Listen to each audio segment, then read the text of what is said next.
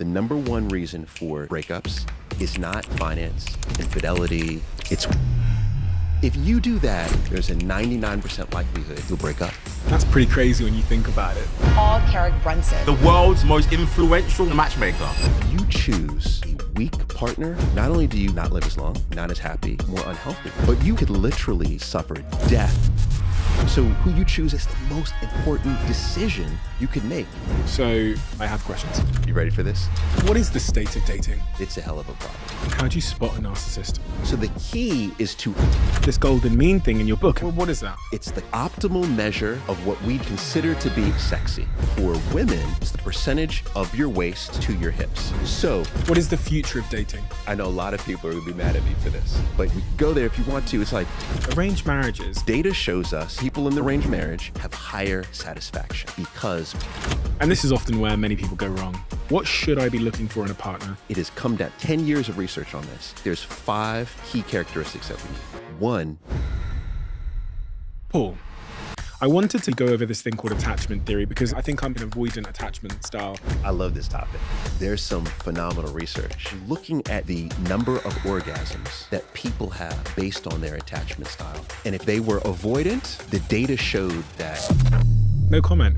Moving on. But I have to say why though, this is important. Quick one. This is really, really fascinating to me. On the back end of our YouTube channel, it says that 69.9% of you that watch this channel frequently over the lifetime of this channel haven't yet hit the subscribe button. I just wanted to ask you a favor. It helps this channel so much if you choose to just subscribe. Helps us scale the guests, helps us scale the production, and it makes this show bigger. So if I could ask you for one favor, if you've watched this show before and you've enjoyed it and you like this episode that you're currently watching, could you please hit the subscribe button? Thank you so much, and I will repay that gesture by making sure that everything we do here gets better and better and better and better. That is a promise I'm willing to make you. Do we have a deal? Last time I had you on my show, you were a smash hit. And I look at the episodes and I can see the retention of every conversation I have. The retention is essentially how many minutes of the conversation someone listened to you. And you're a real record breaker on our show in terms of retention. Because the message that you communicate is communicated in such a compelling, relatable way, but you're speaking to a problem that all of us have in our lives, which is this problem of love. Yes. And just, I know your story, but there's a chance that some people that have just clicked this don't know your story. The wisdom you have, what is the experience that you've been on and how long is that experience and what's the sort of flavor and diversity of that experience that has culminated in this wisdom you have about relationship science? What have you been exposed to and how long for? I spent my first part of my career in finance. So I was a researcher in investment banking. I went off, got my business degree, so I was on that track. And then I switched the track to focus on relationship science. And then in the process of switching, I had an opportunity to work for 2 incredible people, 2 billionaires. So on the finance side, it was a gentleman by the name of Enver Yücel, who's a billionaire out of Turkey and owns the largest for-profit education company in the world. And then when I switched into relationship science, I had an opportunity working for Oprah Winfrey, right? And so these were 2 billionaires, and I say billionaires, and I underscore that because they were 2 entirely different people, different characteristics, different setups at home, but yet they had the same behaviors. And I started to write about those behaviors. And by writing about those behaviors, I ended up becoming a journalist for USA Today. My wife and I launched what was considered to be the largest matchmaking business in the United States. And then we sold that in 2017. And that's what ended up allowing us to come to the UK. But the heart of what I do is I'm the world's biggest nerd when it comes to relationship science. I wake up every morning, I'm reading some bit of research. I'm going to sleep every night, falling asleep on some lecture around relationship science. I think it's one of the most undervalued areas, and the decisions that we make around relationships have dramatic impact on how we show up, what happens in our lives, what happens to the lives of those around us, and what happens to the lives who come after us, our children. So these are very important decisions, and I think that's the reason why it occupies so much of my thought. Have you been exposed to any first-party data? I know that I think maybe, was it Tinder, have shown you some data? Yeah, absolutely. Last year, I became the head of global insights for Tinder. And what that has allowed me to do is see, quite honestly, more data on dating. That gives me more insight than I think I'd say a lot of people in the world. I co-wrote a report this year called The Future of Dating 2023 that looks at behavior on the app and also behavior around the world. And I made some projections in there. Gen Z is going to have the strongest marriages ever, which a lot of, yeah, look, see that face. Everyone's like, what? Yeah. So I made some bold predictions in there. But absolutely, Tinder, that partnership has allowed me some great insights. What is the state of dating? What is the future of dating in your view? I want to know like where we are as a people. And also, I guess, understanding where we are, we have to understand where we've come from. And then from there, we can understand where we're going, I guess. Yes. Yeah. Let's look back. Okay. So we, humans 300,000 years ago, right? There was no dating. It was more so what was called assortative mating, which was the selection of other people based on similar characteristics. So we would look at someone and say, okay, you behave similar to how I behave. You look kind of like how I look, therefore we will mate. And the whole objective was procreation. That was it in hunter-gatherer days. And you can take that all the way up into almost the 1800s. So Eli Finkel is a great researcher out of New York, and he wrote one of my favorite books, The All or Nothing Marriage, and he calls that entire phase the pragmatic phase. You were making a selection based on the fact that you wanted to live next week, right? That was why you chose a partner or the procreation of it. But then between the 1800s and the 1960s is what Eli Finkel calls the romantic period. This is the period where we began to say, okay, hold on for a second. The Industrial Revolution is happening. We're moving into more nuclear family. So we're moving away from our clans, if you will. And therefore, I'm lonely. I don't have my cousins around me anymore. I'm working in this job all day, this factory all day. So this partner of mine, who formerly was all about pretty much just my sex partner, now is going to become my friend. So this romantic age is where you see companionship rise. But still, in that phase, you're still not receiving all of your value, all of what you love about a partner is not coming from just the partner. Or should I say, all of what you need in life is not coming from your partner. Your intellectual stimulation is coming from someone down the street, right? You have friends at work that you use for your entertainment and joy, but your partner is beginning to become your companion. And that's the second phase, right? That's the second phase is the romantic phase. And then in 1960, what you see happening, and this is in Western society, is you see what? The pill is created. You see the washing machine is created, and these tools, if you will, begin to free women, right? We're still living in a patriarchy, hands down. But in the 1960s, you began to see women for the first time begin to have a little bit of decision, a little bit of choice in who they chose as a partner. And from the 1960s on, you have what Eli Finkel calls the age of self-expression. Now, the reason why this is so important for us today is because what ends up happening is now you move forward to today. What do we want? Well, we want the highest level of well-being. As Maslow would say, you think about Maslow's hierarchy of needs. At the bottom is you just want food. You just want shelter. You just want to be safe. But as you get those things, you go higher and higher to the pyramid. And the top of the pyramid is self-actualization. And this is what most of us want. Because most of us are living in a state of privilege. We have water, we have food, we have shelter. So we want to be our best selves. We want to flourish, as Aristotle said. We want to flourish. So if we want to flourish now, then we need a partner who can help us flourish. It's no longer about the 1800s or the 1000 where you just needed a partner to basically have sex with and make sure they could, protect you. Like we're gone from that. We want self-expression. And if we want self-expression, we have different demands on our partner.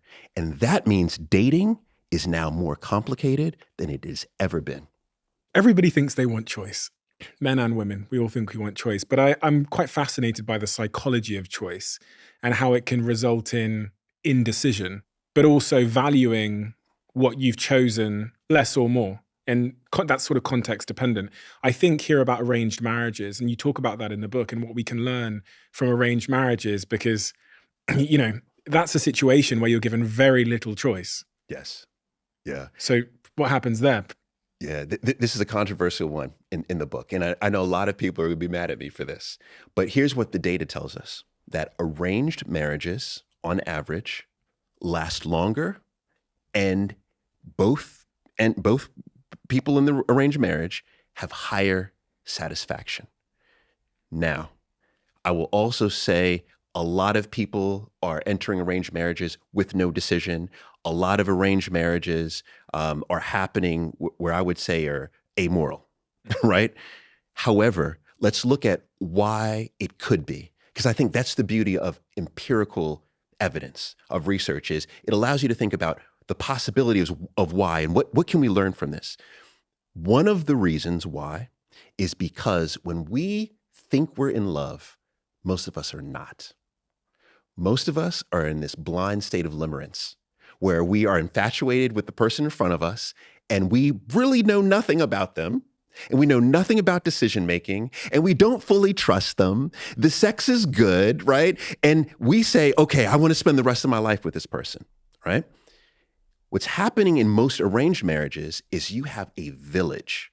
You have multiple people in your sphere. It could be parents, brothers, sisters, friends, who have your best interest, and they sit and they cohesively decide, is this the right partner for you? And they're looking at behaviors that you may not be able to see.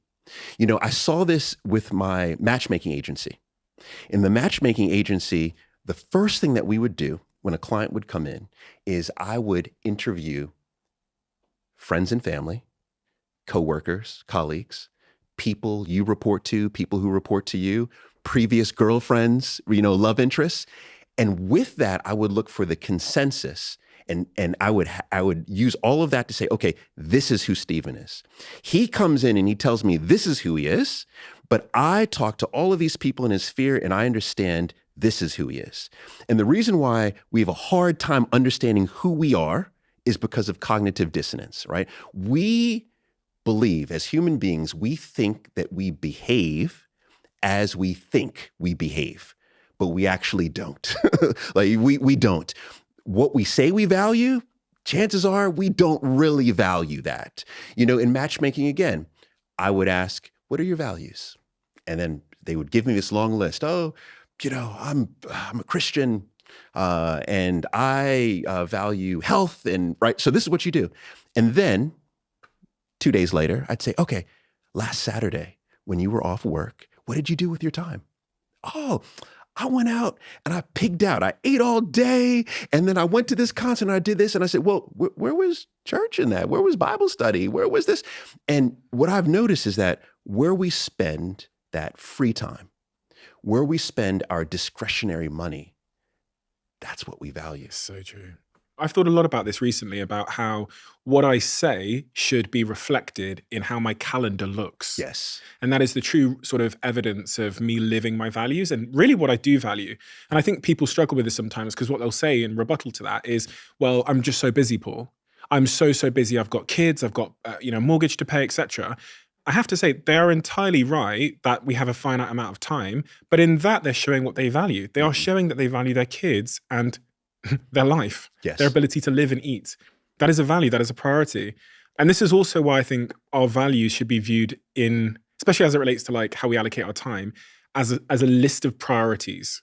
I.e., Yes. this is most important, Yes. then this, then this, then this, then this.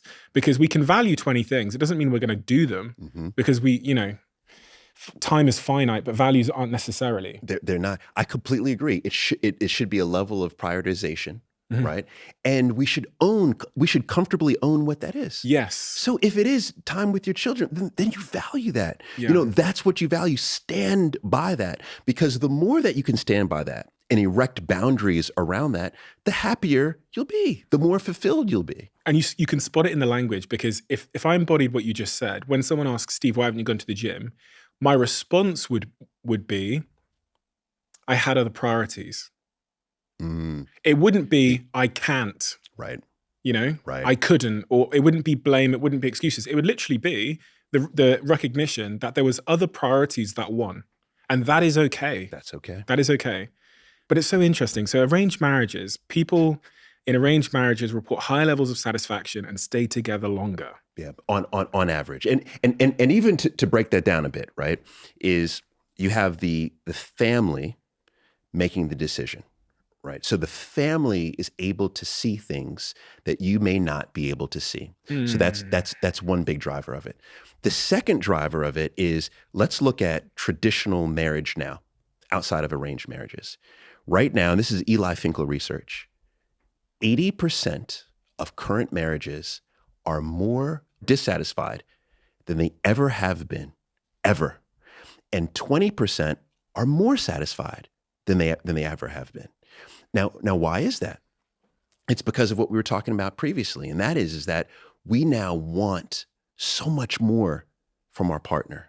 We want our partner to be our best friend, our lover, our co-CEO, our running buddy, our Therapist. our therapist, right? Spiritual leader, our Netflix and chill buddy. Like we want all of this now out of our partner. And so what many people are recognizing is they're waking up, they're saying, I can only get like 50% from my partner of what I want, or 60%. And many people are not satisfied as a result of that. But the 20% are looking at their partner. They're using all of these available tools we have. We have so much incredible data around how to have a successful relationship that if you are putting in the work and your partner is putting in the work, you can be more satisfied than ever, right? And so that's the reason why a small percentage are more satisfied. So part of the reason why that group is more satisfied than the average is because the average is not satisfied. So if you're in that sort of 80% of unsatisfied people in their relationships, is one solution to that to encourage or facilitate your partner in meeting their needs in other places? And I say this because my partner lived in Bali for 2 years, and then I was living here. So there was this long distance relationship where we wouldn't see each other sometimes for 60 days, for 2 months, especially with the lockdowns and all that stuff. It was crazy. And then we got to that point in our relationship where we realized that one of us has to move if this relationship is gonna work. So does she move to London from Bali, or do I move my life to Bali? Okay. Which is super difficult. I was saying pretty hard. Yeah. It means I quit Dragons Den, I stopped the podcast. It's like my business is, I forget it. So, all for love. Yeah, but I knew that I could never ask her to move here. I could never do that. She had to make that decision for herself, because I've seen scenarios where there's resentment and all of these things and contempt. When you move, it's almost like you take on the responsibility of that person if you tell them to come to your neck of the woods. Yeah. And one of the first things I thought about was, I'm a busy person, and if she doesn't have a friendship group here, a purpose here, work here, then I'm going to have to be the source of all of those things. Yes. And that's terrifying. Yes. And I'll tell you, for the first part of our relationship, when she'd moved here, I felt like I did have to be those things. Once she'd started her business here, and with her business came a community, and it came her own little tribe and her own sense of purpose. And I look over in the kitchen when I come back from work, and she's on the laptop in the corner, obsessed with her work. And I thought, God, yeah. Yeah. You're like, yeah. But that's what it would have been like back in the day when you were talking about phase 2 of the history of relationships. Oh yeah. I mean, that's the reason why it's interesting. Why, I mean, to that original question of yours, is that we are in such a complicated state right now because we all have different goals. Maybe in your relationship, it already sounds that you and your girlfriend are interested in self-actualization, right? Yeah. You want to flourish. Yeah. Of course you want to flourish. Yeah. But some people may not want to flourish. If you go down Maslow's hierarchy of needs, for some folks, it's just about belonging. Or it could be just about self-esteem. Or it could be just the safety. I just know I have someone with me. It's just the safety. So we have these different needs. And I think that's why one of the most important things we can do for ourselves is to identify what is it that we want out of this world. And then unapologetically go after it. Surround yourself with people who are going after it, romantically, professionally, socially. Find your tribe, and that's where you'll thrive. On that point as well, you said about friends knowing you better than you know yourself, and kind of by way of that, knowing maybe what you should be going for. Mm-hmm. How important do you think it is to listen to your friends when they tell you that this ain't the one, he ain't the guy? Oh, man. I had a conversation recently with a friend who I shan't name, who, we're all saying to this person, listen, this ain't the guy. And you can see the point is absolutely not landing. You must have seen this a million times. All the time. If all of your friends are saying, this ain't the guy, this ain't the guy. no matter what, it will not work out 100% of the times. It won't. I think there's certain things that we did with this matchmaking agency that I really think were groundbreaking. That was one. If you can look at what your friends and family and all of the people who love you are saying, and they all say the same thing, that's the truth. And how important is it to get your shit together before you go into a relationship? I've always wondered this. I've wondered, do you go into a relationship and the situation fixes you? Or do you fix yourself, then go into the relationship? You talk about this in the book. The idea that our satisfaction levels in a relationship will vary based on our satisfaction levels before the relationship. Yes. So this was one of the most enlightening, I think, pieces of what we're not hearing. What we hear in pop culture all the time is if you have shared values, that's what makes the strongest marriage, or that's what makes the strongest relationship. Some people say if you have great sex, that's what makes the strongest relationship. But actually what we found in the research here is if you walk into a relationship and you have a high level of satisfaction, that is what gives you the highest level of satisfaction in the relationship.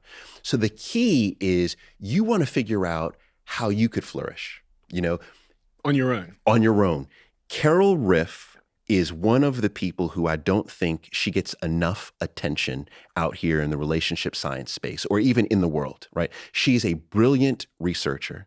And in the 1980s, she sat down and she looked at every theorist who's written about flourishing. And then she figures out the consensus. What are all of these great theorists saying about flourishing and well-being? And she created what's called the 6 dimensions of psychological well-being. And I never hear anyone talk about this. And it's like one of the most important concepts ever for us. And what she's outlined is that there's 6 areas that we should be focused on if we want to flourish, with or without a partner. One of them is personal development. Are you on the path to personal growth? Are you doing things to develop yourself, right? Number 2, do you have inspiration? Do you have a goal that you are marching towards in life? Number 3 is autonomy, feeling like you have control over your time. Next one, number 4, is what's called environmental mastery. This is, do you feel like the area that you're in, physically, the area that you're in, the city that you may live in, the town that you may live in, is it conducive to you doing all the things that you want to do, right, in life? Next is having a strong relationship with other people, whether it be romantically, it could be platonically, but do you feel like you have connections? Do you have friends, right? And last but not least is a concept that she calls self-acceptance. This is very important. Self-acceptance is knowing the demons that you have inside and being okay with them. It's knowing and acknowledging that, I'm good, but I do have some bad and I accept my bad. If you are working towards all of those things, all of those 6 dimensions, you will have the highest level of well-being. You'll reach self-actualization. And to your question, this is something that we should be doing with or without a partner. And if you could do it without a partner, when you enter your partnership, it will be that much stronger. People that you've spoken to that are struggling in their relationships, do you think they have this opinion that the relationship is going to fix their problems? Yes. Yeah. I think we walk into relationships and we think it's the end. We think that's check, done. It's not. It's where the work begins. And we have to change this. And a lot of this has to do with, and I put some of the blame on me. I think some of this is television.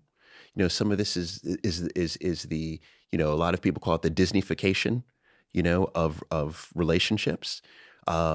We misunderstand and misinterpret our role in relationships. How? I fundamentally believe that the number one reason for breakups is not, we hear reports all the time that it's finance, it's infidelity, it's none of those things. You know what it is? It's we pick bad partners. We select the wrong partners, or we don't make the selection at all. Many of us, and unfortunately I see this a lot with heterosexual women, is they allow themselves to be selected, opposed to making this choice themselves. So the first part is are we choosing the strongest partners for us? That's one. And then once we have chosen the partner, then are we working together to help our partner unveil their best self? The Michelangelo effect, and Eli Finkel writes about this, where, Michelangelo would never look at a stone and say, I'm going to carve this beautiful statue. Instead, he'd look at the stone and say, I'm going to unveil this beautiful piece of art, this beautiful statue that's in the stone. That's how we should look at our partner, is that we all have this beautiful statue within us. And when you find the strongest partner, that allows you to see that. I know you've had Dr. Waldinger on. Mm-hmm. He says it in his research. You live longer, you're happier, you make more money. You get all of the benefits when you choose a strong partner. But if you choose a weak partner, not only do you not live as long, not only are you not as happy, not only are you more unhealthy, but you can literally suffer not just emotional and psychological distress. There is a rise of domestic violence that is happening in these relationships around the world. So you could literally suffer death by choosing the wrong partner. And so it goes to show how important the decision is. This is a life or death decision. I want to go into all of those things you said about selecting poorly, and the life and death decision that comes with psychopaths and narcissists and all that stuff. What's interesting is when you say to me that the work starts at the relationship, there's part of me that goes, oh. Do you know what I mean? Because in the movies, I was thinking of all these movies I'd seen in New York where there's a twist, there's a turn, and then there's a happily ever after, and the movie ends.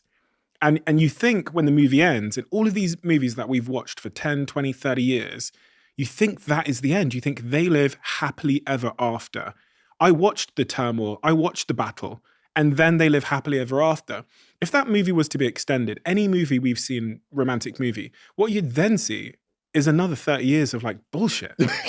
But we don't see that. So I was just thinking, where did we get this idea from that the work stops when we find the person? Yeah, it's coming. So it's coming from a couple places. One is that's where it did stop at one point.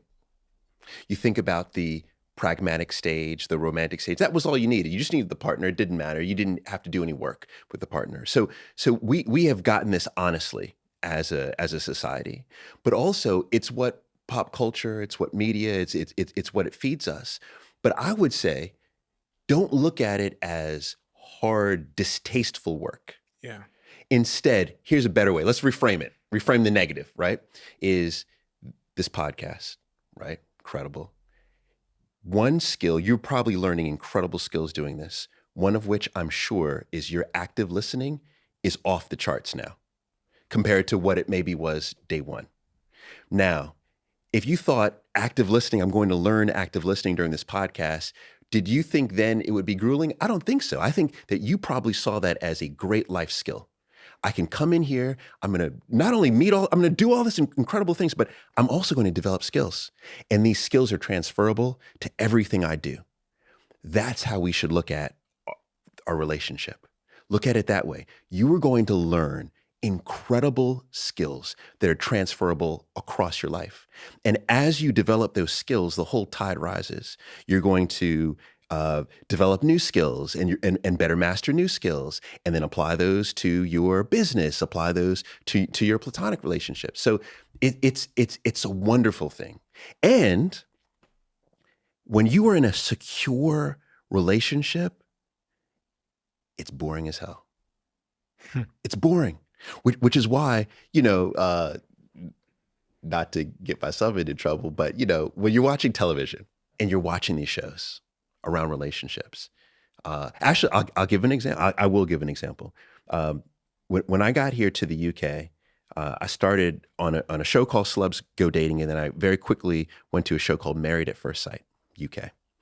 And when I was on Married at First Sight UK, my first series, it was a full docuseries, and we matched couples, and it was boring. You know why it was boring? Because they all loved each other. They all really liked each other. And out of that group of 4 couples, 3 of them are together today. Wow. Right? But you ask anyone in the UK, did you see that series? They'll say, no, we didn't see that because it's boring. And then you change things and you get couples who can still work, but there's tension, right? For a variety of reasons, there's tension. And then it gets exciting. And so one thing that I always say is great love looks boring, but it feels great. Good love. Good love looks boring, but it feels great. Men. Mm-hmm. Men are struggling, it seems. Yes. I think, the more and more I talk on this show about dating apps and what it's like to be a man in this dating climate, especially one that's become more digitalized than ever before, the conversation always emerges in the sort of like the comment sections and stuff about men's struggles here, because these dating apps, they seem to be not well designed for the bottom 50% of men. What are your thoughts on this? Yeah, I'm with you. What I like about the conversation today is we're finally acknowledging it's okay to acknowledge that men are getting crapped on. I feel like just a year ago, if you said that, oh no, what are you talking about? We're still in the patriarchy. You can't. No, men are struggling. High suicide rates, highest levels of loneliness, highest issues around mental health. Men are struggling. And the fact that we can just talk about that and all acknowledge, okay, let's figure out how to deal with this is a good place to begin. Right. But now we have to begin.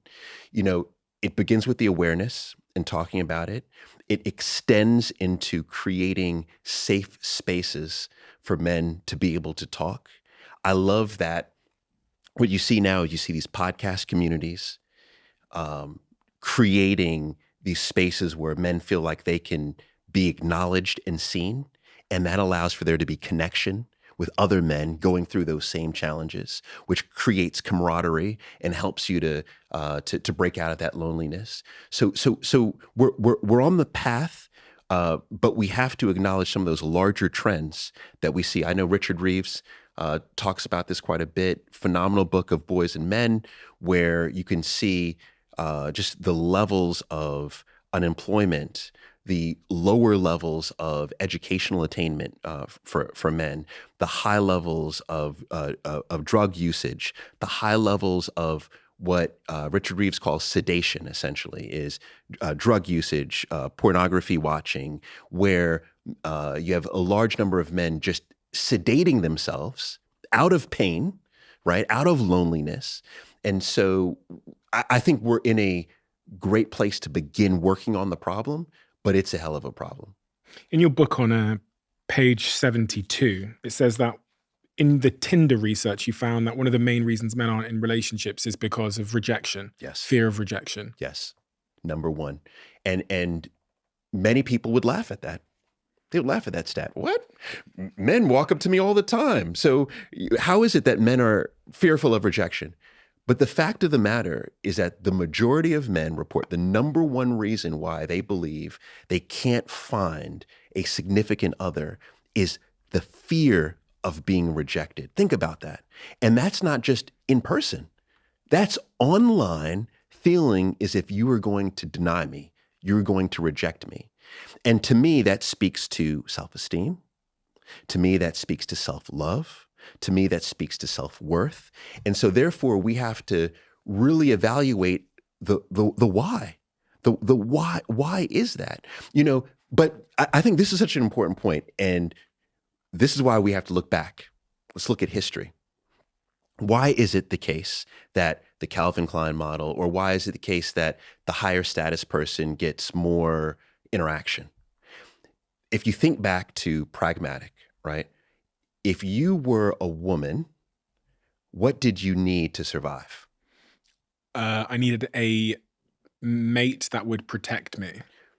Exactly. Now, the protection would come in one of two things. And I say that because at some point I'm going to be 8.5 months pregnant, and I ain't going to be able to hunt or forage, or I don't know. Exactly. And so you need to have the protection. And the protection came in one of two ways. One, physicality, right? Someone's just strong and could fight. But the other was high social status. Resources, which would bring resources. Which would bring resources. And therefore, you'd have the protection because of that. So how long did that continue? Yeah, most of human history. Most of human history. So we have, through evolution, this has been indoctrinated into our system. And what is rarely talked about is, there were millions of men throughout history who were not the Calvin Klein, not the biggest, didn't have the social status. So what happened to them in history? Do you know what happened to them? Most of them? They were the ones sent to war. These were the men fighting for whatever country. These were the men. When you watch Napoleon and you see, oh my God, the Battle of Waterloo, you had tens of thousands of people. Who's dying? It's those men. It's not the high status men. It's not the Calvin Klein looking, right? It's those men were dying. And we've reached a point in society where we're no longer fighting wars like that. We're fighting with drones and missiles. You have millions upon millions upon millions of men sitting there saying, okay, now what about me? What about me? And this is the problem. This is where we are. What about men? What were they selecting for? They were selecting for youth. Fertility. Yeah. They wanted youth, which spoke to fertility. And that ran through time.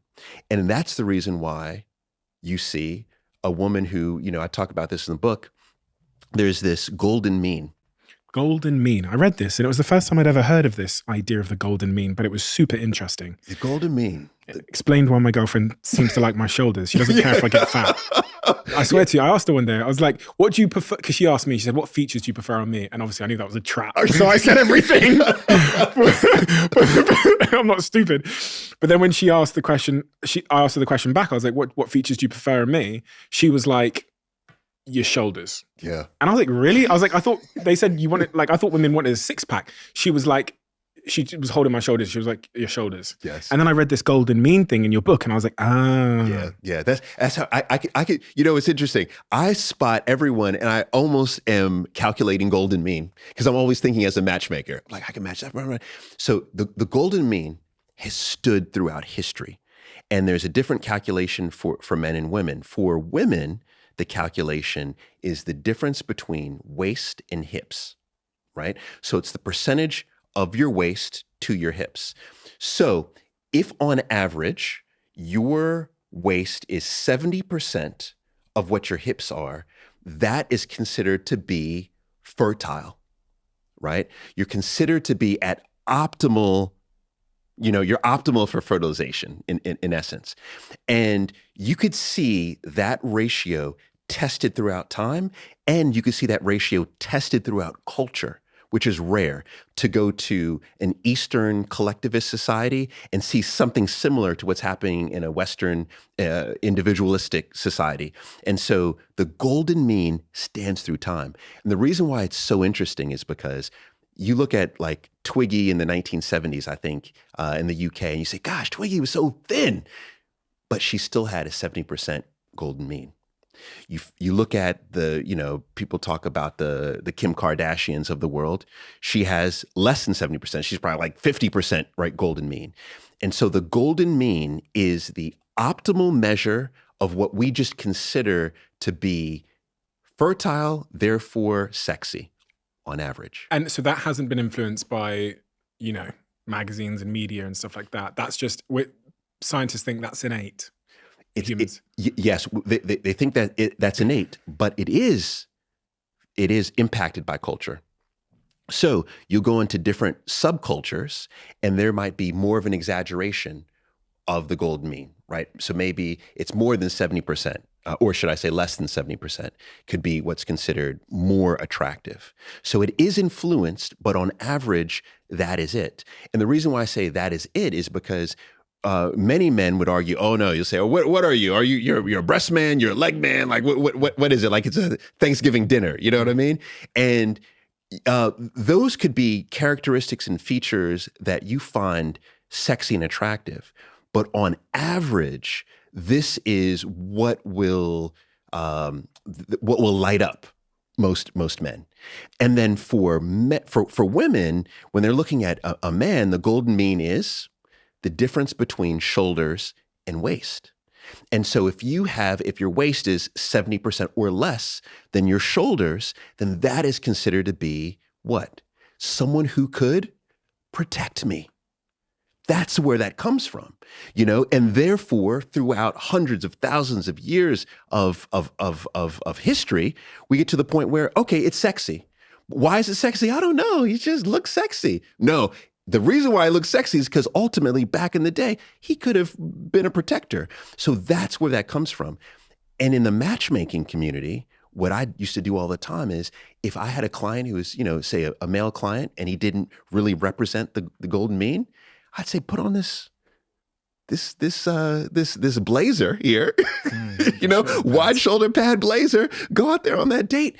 So the golden mean is something that has stood the test of time. So many people are going to be doing like shoulder pressing tonight. That's crazy. That's all you need to do. Yeah, just a little bit of shoulder press. That's it. That's so crazy. But it makes evolutionary sense that there is it proportions the right word that we would associate with fertility or protection.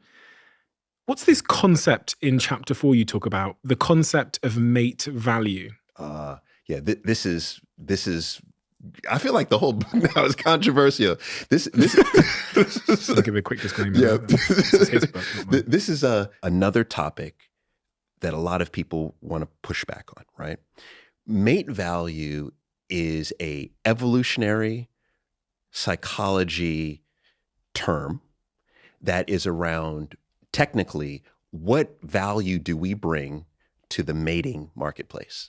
Because when you think about our evolution is that we go on one or two paths in mating. We call it dating, evolutionary, they're calling it mating. Long-term mating or short-term mating, right?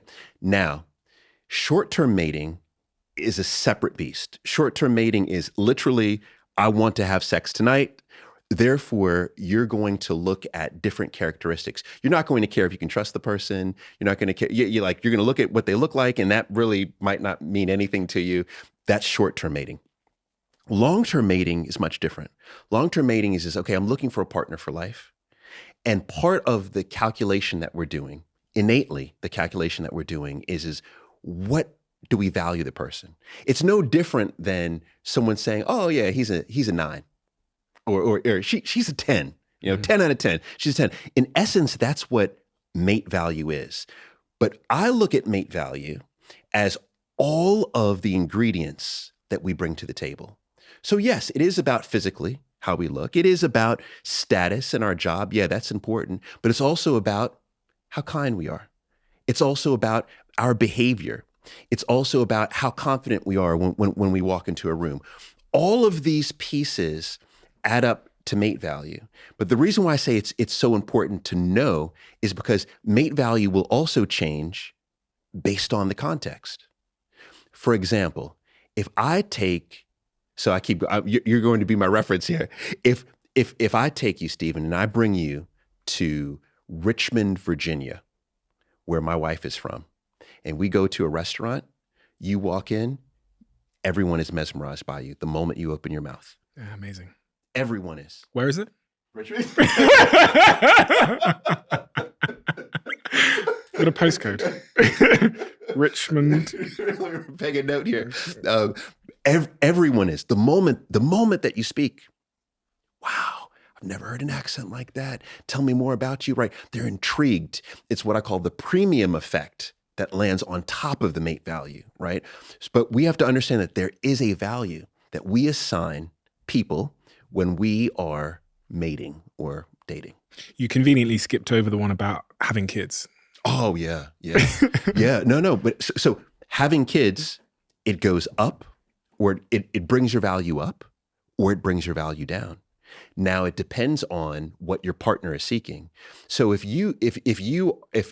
chances are, let's say that you are a woman, you have children, and you are you're dating a man who does not yet have children and wants to have children. Chances are that is going to lower, in his eyes, on average, that's going to lower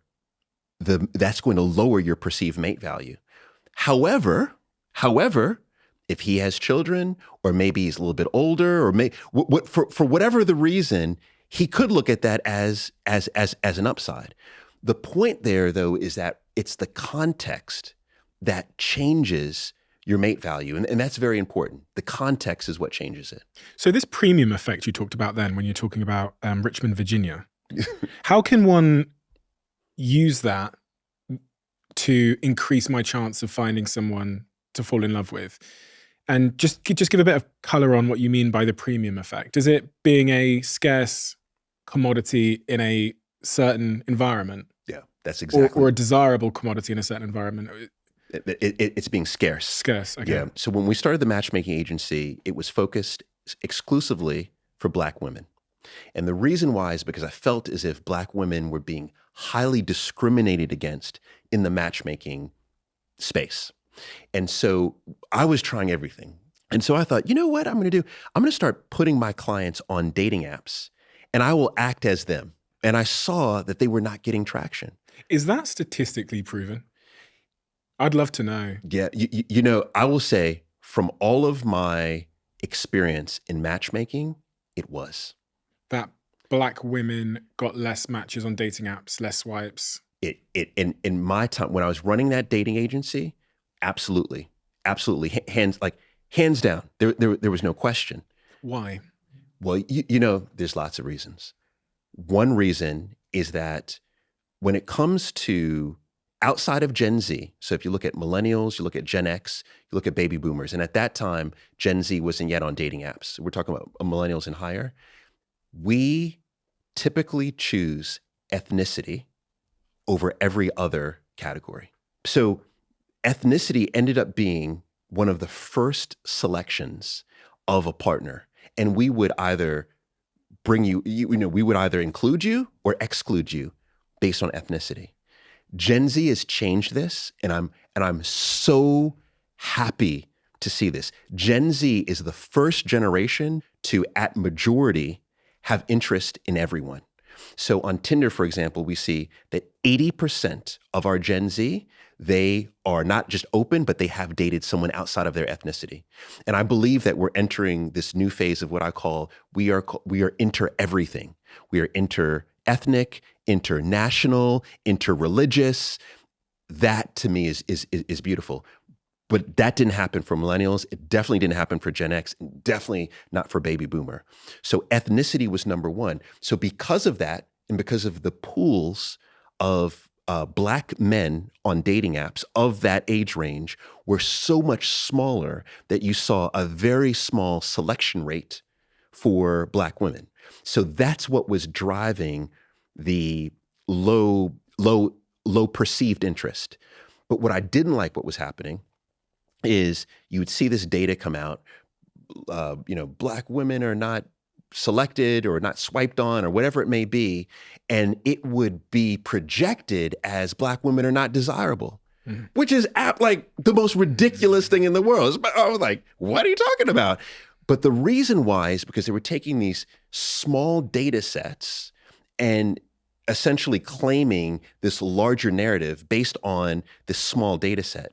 And so when I was experimenting with those, with my clients, I then said, okay, what would happen if I put my Black female clients onto J-Date, right? Jewish date, and they were not Jewish. Like they were ultra Christian, right? What would happen? So I started putting them on J-Date. Phenomenal success. Phenomenal success. Phenomenal success. There was a percentage of people who responded who were crude. Why are you here? There was a percentage of people who responded who were obviously fetishizing. Oh, I want to do this to you, right? But then there was a percentage of people who were just curious. Let's see. That's interesting. Why are you here? Like, let's have this conversation. And the interactions were plentiful. And what I realized there was a premium effect being assigned. There was a extra value that they got by being this scarce commodity in this space. And so my objective with a lot of my clients was to take them and put them in places where they are few. That's so interesting. And we can do that IRL as well. We can put ourselves in situations where we're scarce in real life. Is it going to like a different type of sports club, or what is that? Yeah. So I try this out here. I have a friend who lives in Hertfordshire. Mm-hmm. She is a white woman friend, mid-30s, completely open to meeting everyone, right? She's like, Paul, I'm single.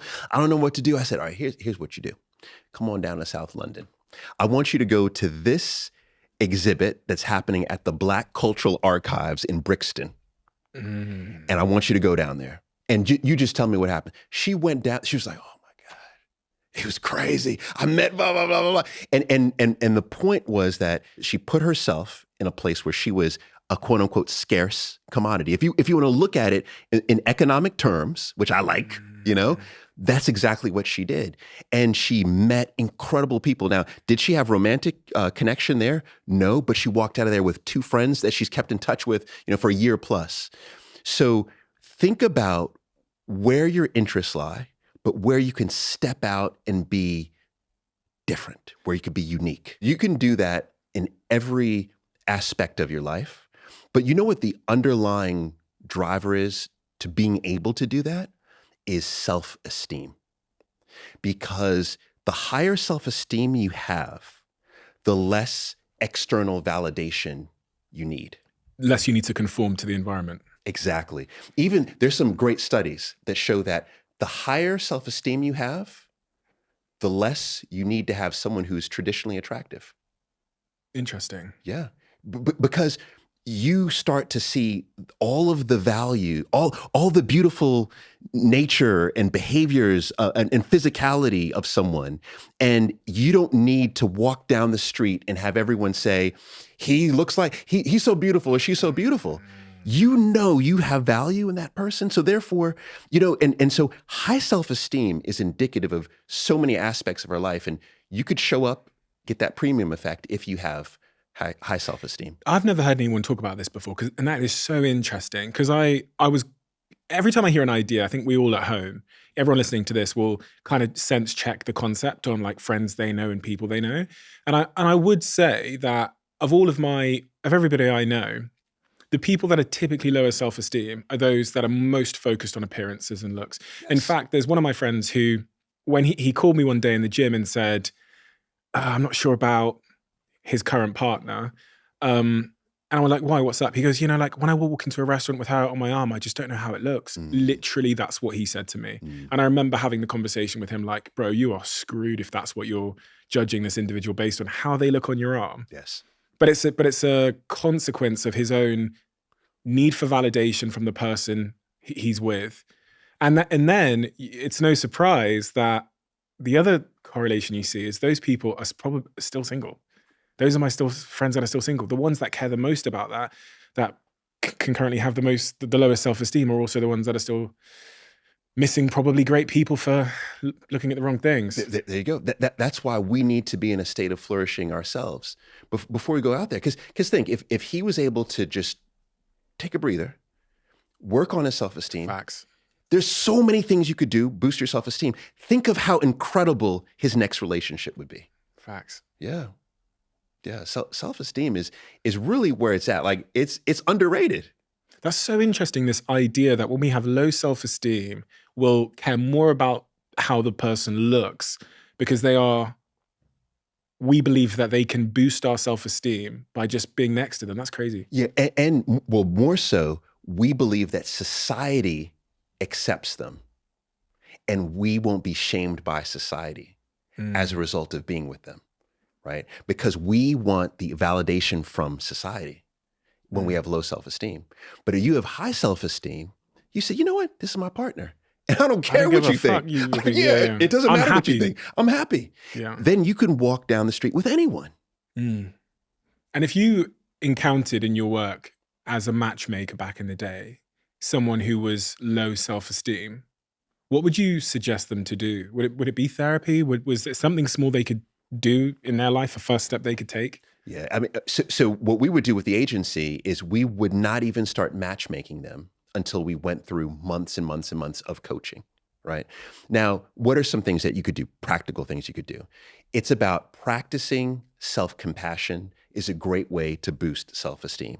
So that could be journaling, that could be meditating, that could be exercising. It also is about setting goals, achievable goals, and accomplishing those goals. That helps to boost your self-esteem. On the pathway to mastering something, boosts self-esteem. For example, during lockdown, I started learning the piano, right? Just started learning it. And once I got to phase 2 of my little piano, at home tutorial, I got a little boost of, okay, I can do a little thing. And then I played Wu-Tang Clan, Cash Rules Everything Around Me. I did Cream on my piano. And just doing that boosts self-esteem, right? So the mastery of something small, self-compassion, surrounding yourself with other people who have self-esteem, high self-esteem. These are some basic ways to help to boost it. I was thinking a lot about this, and I said to one of my friends the other day about this idea of keeping commitments to yourself. And I think I was talking about it with Chris Williamson as well, about the commitments we keep to ourselves when no one is watching feed into our self-image. Like, I think some of us think that self-esteem is what we've accomplished in life or what we haven't accomplished in life. But if we narrow it right down and zoom right into this morning, I told myself I was going to get out of bed at 9, but I hit the snooze button. Now, it seems trivial, but in that one decision to not keep a commitment to yourself, you wrote a little line into the Paul Brunson story, which is actually an instruction manual that governs your life. And the line you wrote into that story is, I'm the type of person that frequently isn't able to do what I want to do. Right. And that's an instruction that you then, when you go to work, that when you show up, when you think about your big ambitions in life, it's an instruction. It's a line of code written into who you are. So I've got really obsessed with this idea of these small commitments. And the great thing about small things is they're easy to do and also easy not to do, but they're also easy to do. But because they're easy not to do and because they seem small and trivial, we tend to overlook them. So this idea that start by keeping these small commitments to yourself that you make could be the pathway to the big results that we're seeking. Because we look up at these figures on Instagram and on social media that are I was saying earlier, running ultra marathons, and they're starting these businesses and killing the game. And we go, how the fuck did they get up there? It must have been one big decision they made. It's baby steps. Baby steps. And you said something that I think is very important within self-esteem, and that is that you've exercised it. There's an action. Mm-hmm. It's not just about, I'm going to set my goal as I'm going to wake up at a certain time, or I'm going to no, it's that you woke up at a certain time. You've exercised it. This is the key piece. And it's about all of those small steps. It's about the consistency of the small steps. And I think you've seen this, you must have seen this in your life, is that what that does is it builds habits that you then build upon. Mm-hmm. And then what you'll notice is that the tasks become bigger and bigger and bigger, but you're able to do it because you have the foundation of those smaller tasks. I've often wondered if there's a generation that are kind of trapped between how things used to be, which is, meeting people in your village, down at church, in real life. And then there was this sort of digital surge where most people now meet online. I wonder if there's this generation that are trapped in between the two, where they were of a certain age where everyone around them was kind of meeting in real life. They didn't manage to meet someone. Then the digital age exploded, and it's literally like this vertical line up when you look at the graphs. Just suddenly everyone's meeting online, and they don't have the digital skills. They don't have the social media. They don't know how to like upload a photo. Yeah. But their way of dating, this IRL way of dating, is now gone out of fashion, and no one's doing it. Yeah. And they would roughly be, if I had to hazard a guess at their age, they're probably 35. Yeah. Plus now? 35 plus, but it's the 50-year-olds, or should I say the 45 to those 50 as well. Yeah. are getting hit. And the reason why is exactly what you're saying. But then what's happened is, so the number one age of new daters in the world is age 18, right? We see this on the dating apps. 18, people download the dating apps, they're out on the dating scene. But you know what the number two age range is? Well, I know because you said it, but 55, yeah. Right? And why? It's because of empty nest syndrome. You and your partner, you've had 2 children, they go off to university, you look and you say, I don't even know you anymore. I don't know you. So peace, I'm gone. And then you break up, and then you re-enter the dating market, and you're like, oh my God, we didn't have dating apps when I was doing this. And you're completely confused as to what to do. But I'm going to tell you something wild. And that is they end up doing quite well. You know why? Because they show up as their authentic self. What we've been learning, I think, on social media for so long is, create your representative. Yeah. You go to 80%, maybe even 90% of folks' Instagram, it's just their representative. It's not them, right? And so on these dating apps, et cetera, it's the representative. But a lot of these people who have never used an app before, they go online, they write down the imperfect profile. They talk about what they're scared of, what their fears are, their vulnerabilities. They post the photos without filters, right? Because they don't even know how to use a filter. And you think they're going to not do well. And they end up doing extraordinarily well because they show up as their authentic self. What the data is showing us more than ever is that authenticity is what wins. Leaning into your quirks, leaning into the things that make you extraordinary. I say this all the time to people who I've coached, and that is that think about you, right? There have been billions of people who have walked this planet before you, but no one ever walked this earth with the same experiences as you or the same skills. And guess what? Right now, 8 billion people in the world, no one sees the world exactly like you see it. No one has your skills. No one looks precisely like you. And guess what? It gets even better because no one who will ever live on this planet will ever look precisely like you, talk precisely like you, see the world precisely like you. So therefore, guess what? You are extraordinary. You are truly special. You are truly unique. There's no one ever like you. So if you own that, you win. What if I'm an arsehole?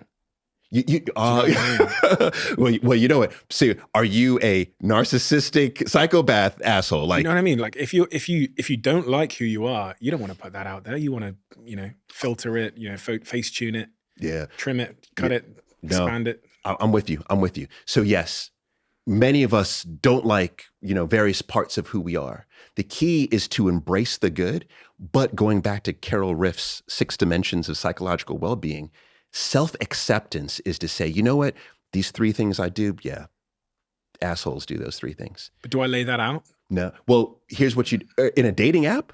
No. In a dating app, you lay out what it is that you desire, what it is that you are seeking. But are you transparent about those things when you're interacting with them? Absolutely, you're transparent.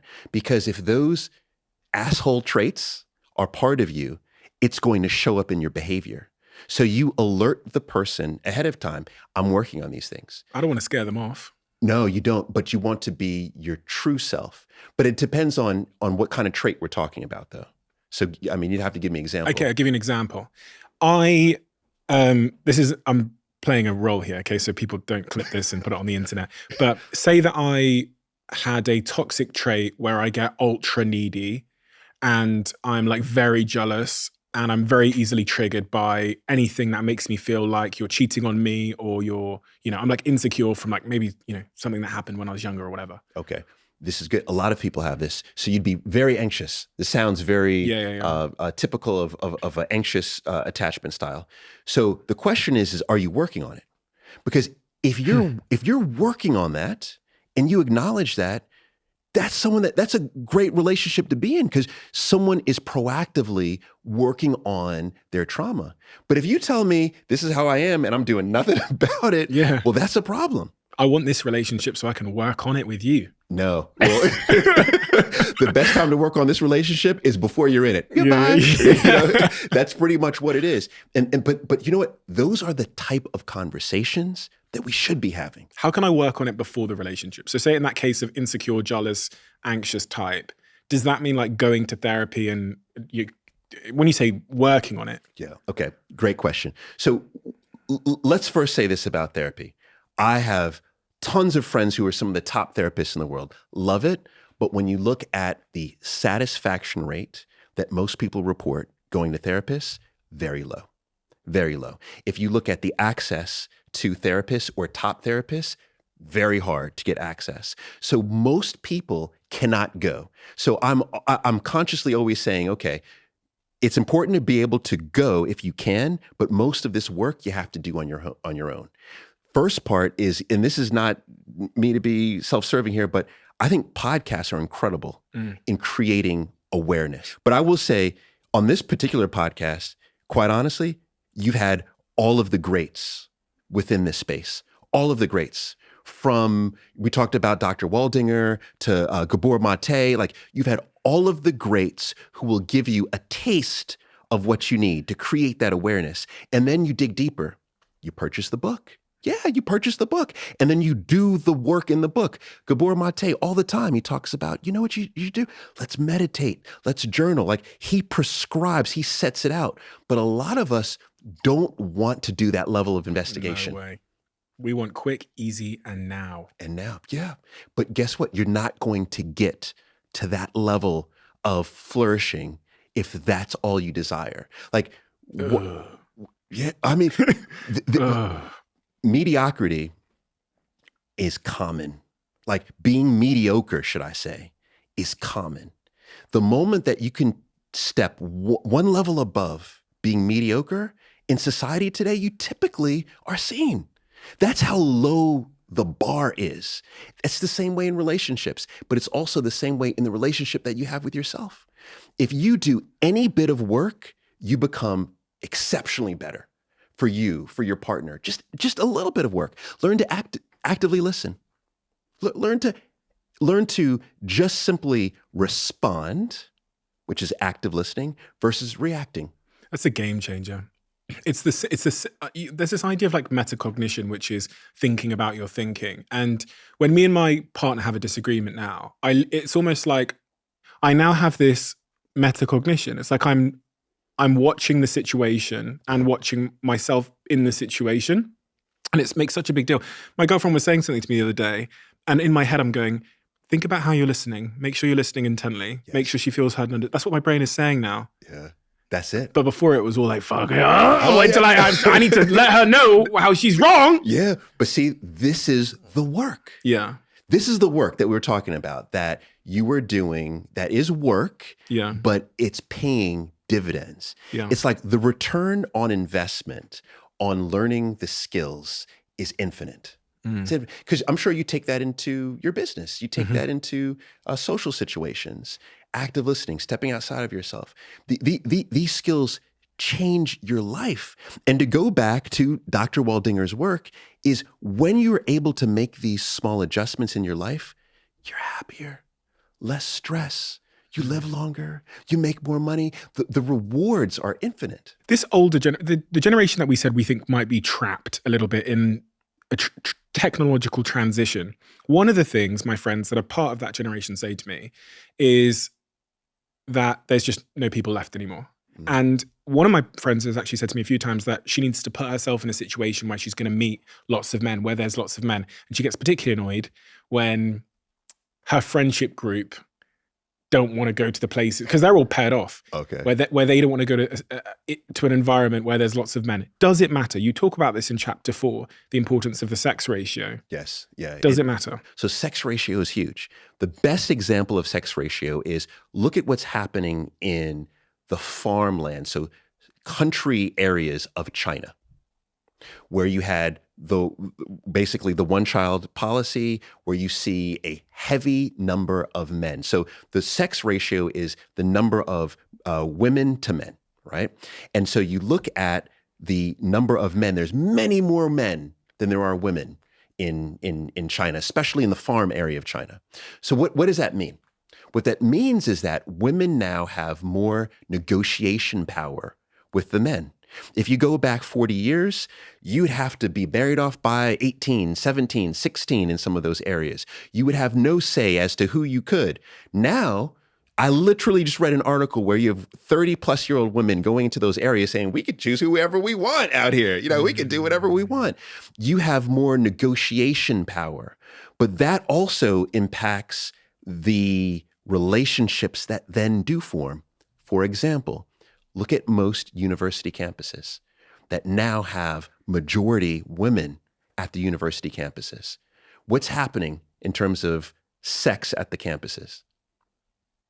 Off the charts. Why? Because you have a small pool of men who say, you know what? We now have negotiation power. There's few of us. There's all these women out here. And what's happening is the women are looking at the small pool of men and saying, okay, we only have access to these guys. The guys know, okay, we have access to all of these women, so therefore we're going to act a fool, you know? And what ends up happening is you end up seeing how relationships change, the formation changes based on sex ratio.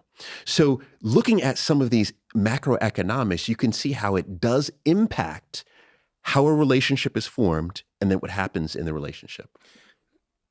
There's some environments that are, and there's some professions that are typically dominated by one gender, typically, for whatever reason. In the book, you talk about like engineering degree courses. Yes. So if I was a woman and I would say I was just, I was 20 years old and I was desperate to find a man, going into an engineering degree course would put leverage on my side. Yes.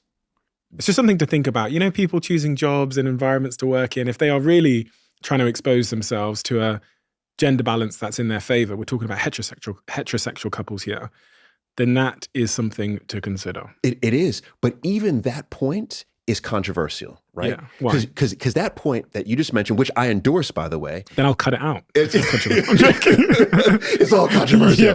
No, but the reason why I say that point's controversial, but I love it, is because what you're saying is you're saying, hey, young lady, you're going off, you're thinking about your career. Also start thinking about your long-term partner at the same time. I feel as if a large narrative that's placed on us in Western society is knock out the education and the career, get all of that taken care of. Then once you have all of that wrapped up nicely, now you could focus on these other things in life. I have sat at the deathbed of 2 people in my life. I will never forget these moments, ever. What they did is they both said the same things. These were, 2 different people, different times. They both died within 24 hours of me seeing them. They said, this thing, life, it goes by fast. Goes by fast. The second thing is they begin recounting the intimate relationships that they had with all of their loved ones. They're recollecting this. Now, there's other things that they'll talk about, certain regrets, wanting to be happier, wanting to have done certain things. But ultimately, it's about, I remember the good times with the people I love the most. So what's interesting to me about that is there's no talk about their career. There's no talk about what they accomplished professionally. There's no talk about what they learned in school. So does that then mean that the most important facets of our life are the relationships that we form? I would say yes. And then if that's the case, why don't we focus on those things earlier? Let's focus on that. That's the reason why I love that statement, because yes, You know, my sons are 10 and 13. Already I'm like, look, let's talk about your partners.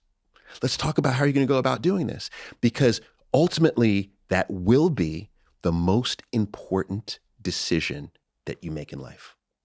So let's talk about kids and dating then. We talked about boomers a little bit. There's this word in your book pronounced hypergamy. Yeah, hypergamy. That's exactly what I said. Hypergamy. Seeking partners of higher social status is notable in online dating. Well, what is hypergamy? Yeah. And I want to talk about Gen Zs, because you said a statement at the start of this conversation about them being the most successful in marriages in your forecasting. Yes. Okay. So, all right. Hypergamy is a topic that gets a lot of pushback, but it is what it is. We cannot disagree with all of the data. And what that suggests is essentially someone who is seeking a partner of equal or greater resources. Men and women. Well, heterosexual. It's always categorized as heterosexual women. Okay. Seeking a heterosexual man of equal or greater resources. And the data that typically people point to is when they look at degrees, college degrees, and they look at women in online dating. So they say, okay, let's look at women in online dating across different dating apps, and we'll look at all of those with a college degree. Who is it that they typically swipe right on, or who is it that they typically select? And on average, it's men who have at least a college degree or greater, master's degree, right? And the whole pushback that I think ends up happening is you see people say, well, there it is right there. These women are all opportunists. That's what they're looking for. They're looking for just opportunity. And I say, hold on for a second. Do you realize first that for hundreds of thousands of years, this was the structure? This was the only structure you needed. We've talked about it. You must have chosen, if you're a woman, you must have chosen a partner that had equal or greater resources if you wanted to survive to next week. So why is it still here? Or next year? Well, you know why? Because the patriarchy has not been destroyed. It has not been destabilized. It's because modern relationships, these relationships around self-expression, just started in 1960. I mean, I think it is fascinating to think that women just began to have choice. And remember, we're talking about these weird Western, educated, industrialized, right, rich, democratic nations have just begun to have a bit of choice. You know what I mean? Mm-hmm. A bit of choice just now. So therefore, we're living in a day and age where you can't argue against this. You know, or you when I say you can't argue against it is you have to understand why that is. But the reason why I say I believe that Gen Z will have the strongest marriages is I also think they'll have the fewest marriages of any generation. Marriage is without question on the decline. Without question. You can't argue. Cannot argue. It's on the decline. But what we're going to see is we're going to see a small percentage of people who decide to join in union in what we're today calling marriage, and they will have exceptionally strong marriages because they'll have consciously chosen to go into this union. They'll have the tools and they'll help each other to self-evolve. So, and less kids. They'll have less kids. Yeah. Are you concerned about that? The sort of decline of people having kids? Yeah. I'm quite aware of some of this data, right? And this replacement rate, this rate of us not having enough children to meet the replacement rate, which I think on average is typically like 2.1, right? So you think that in the United States or in the UK, in Japan, where I know this is hitting heavy, really all throughout most of the world, but I want to get to where it's not happening. But through most of the world, what you have is you have people not having enough children to meet the replacement rate. What's the replacement rate? So that is the number of new births that need to happen in order to replace the aging dying population. Okay. So typically it's 2.1, right? But we're not. Couples are getting together, they're having 1.8, or 1 or whatever it may be. Now, what that means is it means precisely what you said. And that is that we will have an older population. And as a result of having an older population, we won't be able to do all the things that we need for that older population. Think about the tax base. Who's going to support the older population in terms of monetary resources? Physically, who's going to be in the nursing homes to support an older population, or who's going to be at home, and so the underpopulation is, I believe, it is a real issue. However, it gets very political. And the reason why I think it gets political, and I've seen, have you heard of neonatalism? No. And natalism? No, what's that? So it is when you begin to look at underpopulation based on nationality or ethnicity. And when you begin to look deeper, you say, hold on for a second. The world is beginning to slowly become underpopulated. But if you look at Nigeria, yeah, it's going off. It's going off. Yeah. I have no Nigerian friend that doesn't have like 8, 10 brothers and sisters, to this day. And if you look at, it's not just Nigeria, like you look at West Africa, you look at different pockets of mostly what's considered to be Black populations, brown populations, you see that the population is growing. When David McQueen did an exhibit here in London that blew me away. It was at the Tate Gallery. It was called The Year 3. He took photos of every Year 3 class in London, and he puts hundreds and hundreds of photos up in the Tate Gallery, and you walk in, right? And at that time, my son was Year 3. So I walk in and you look at this thing and you say, oh my gosh, this is what London is going to look like in the future. And you know what it is? It's mostly Black, mostly Muslim. And I think that what you're seeing in the neonatalism movement is you're seeing a lot of people who are scared by that. And they say to themselves, okay, what we need to do is we need to figure out how we can produce more offspring of a particular ethnicity or of a particular nationality. You've begun to see presidential candidates in the United States talk about this. It is, I think, an extremely dangerous category, an area or an idea. It's a dangerous idea to put forward. In the future, it's going to be one of the top issues that we're debating.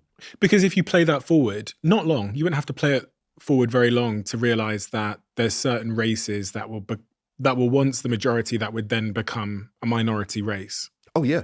In the UK, it's already been predicted that by, I think it's roughly 2050, that you're going to have roughly half or greater than half of the population in the UK be Black or brown. I'm not talking about London. I'm not talking about England. I'm talking about in the UK. That to me is absolutely, it's mind-blowing. It's mind-blowing to think about that. And when some people think about that, they're excited by that future. They're saying, okay, this is wonderful. But there are other people who hear that and they become very scared. And that fear, I think, is facilitating a lot of these more extreme ideas that are very, very dangerous. Isn't this cool? Every single conversation I have here on the Diary of a CEO, at the very end of it, you'll know, I asked the guest to leave a question in the Diary of a CEO. And what we've done is we've turned every single question written in the Diary of a CEO into these conversation cards that you can play at home. So you've got every guest we've ever had, their question, and on the back of it, if you scan that QR code, you get to watch the person who answered that question. We're finally revealing all of the questions and the people that answered the question. The brand new version 2 updated conversation cards are out right now at theconversationcards.com. As you'll know if you've listened to this podcast before, I'm an investor in a company called Huel. I'm on their board and they sponsor this podcast. Daily Greens, which is this powder I have in front of me for those of you that can see, that gives you some incredible health benefits. Your energy, your concentration, your immunity is now available in the UK. For the 91 vitamins and minerals you get from it, the adaptogens, the Daily Green probiotics that are within this blend, and for the last year or so, all of you on this podcast that have DM'd me about this product have asked when it will be coming to the UK. It's now here. If you're someone that wants to get more greens into your diet, then I highly recommend giving it a go. Not only is it good for you, but it tastes good. Win-win. The product was so popular in the US that it sold out over and over again. And I think that's what's going to happen here in the UK. So get your hands on it now. Just give it a try. Take a picture, tag me, DM me, let me know what you think of it. Because I think it's going to become one of your staple products. If you're someone that's looking for a greens product in your life, then I really believe that this will probably become your staple as it has become mine. Before we get into this, some of these key questions, which are really things we talked about earlier, but like what should I be looking for in a partner and what should I not be looking for in a partner? I wanted to quickly go over this thing called attachment theory because in our last conversation, it's one of the most replayed moments from our previous conversation. Oh, wow. Just to summarize attachment theory, because I think this is quite key to talk about what we're going to talk about next. What are the 4 categories of attachments in adults? Yeah. All right. So Mary Ainsworth is really the person that led us to attachment theory. She worked with John Bowlby, but Mary Ainsworth, really, American-Canadian psychologist. And let's just talk about the test that she gave, because I think it adds context. So she essentially would take a child and a caregiver, and she would take this child. She did this in Baltimore, of all places. She would take this child and a primary caregiver and would walk into a room with the child and the caregiver, or she would allow the child and the caregiver to walk into a room, and the caregiver would leave and then momentarily come back. Now, if the child saw the caregiver leave, there would be distress. Oh my gosh, I can't believe this. Maybe there's some crying, maybe there's some yelling. Then when the caregiver comes back, if the child immediately soothed, oh, okay, my caregiver is back, I'm okay, that was considered to be secure attachment. Now, if the caregiver left and came back, and the child was distressed when the caregiver left, came back and still a little distressed, but okay, but I'm not sure, are you gonna leave again? Don't leave, please, right? The back and forth, that was considered anxious attachment. Then the third, because at that time there was 3 primary, the third was the caregiver would come back and the child would say, whatever, that was avoidant. So these were the 3 fundamental attachment styles. And what her work then led is to other researchers, Sue Johnson, et cetera, to then apply that to how we show up as adults. And Dr. Levine, in his book Attached, then starts to write about attachment. But I want to say something very important that I've actually not heard anyone talk about with attachment. And that is that we have to understand that attachment is phenomenal in understanding how we show up as adults and how we relate. But we have to understand this is a very Western concept. And the reason why I say that is because there's been some small tests done in Uganda, some small tests done in Japan around attachment. And do you know what happened when the caregiver in Japan left the child and comes back? The child would freak out, would be under complete distress that the caregiver left. And when the caregiver came back, the child would continue to be under duress and stress. But that was considered a secure attachment. So you think, hold on for a second. That same child, that would have been anxious in the US, but that's secure in Japan. Why is that? Well, the reason why is because when you investigate how the child was reared, you realize that in certain areas of the world, mostly collectivist or Eastern societies, that child, that caregiver, typically the mother, would never leave the child. So therefore, a secure attachment was always, or the child recognized the caregiver as always being there. Always being there. And so that's the reason why the child felt so much distress when the caregiver came back. But the reason why I say this is because I think what ends up happening with attachment style, and I've seen this in different concepts that get introduced, which are very important. But what we see is we always see it through this Western lens. Yeah. And we have to realize we're living in a global world, right? Where many of us have lineage or parents who are from different parts of the world. And so therefore we have to respect all parts. And therefore, it's just important to know that attachment style, or if you're talking about love language, or whatever it may be, these are good concepts, but we have to understand that these are not globally applicable. Mm-hmm. They're very narrow in that regard. And, we're, for some reason, we're all drawn to these.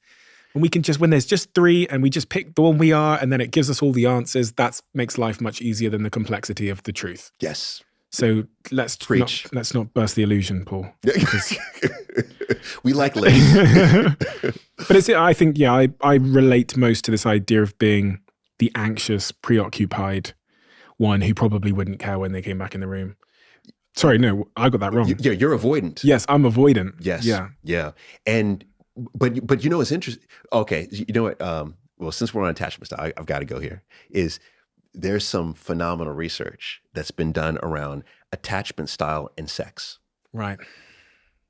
You ready for this? Cut the cameras a second. Cut the cameras, Jack.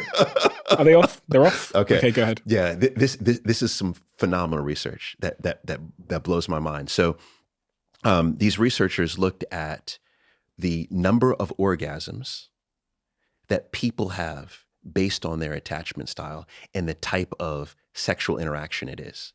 So a one-night stand, you could probably guess this, a one-night stand or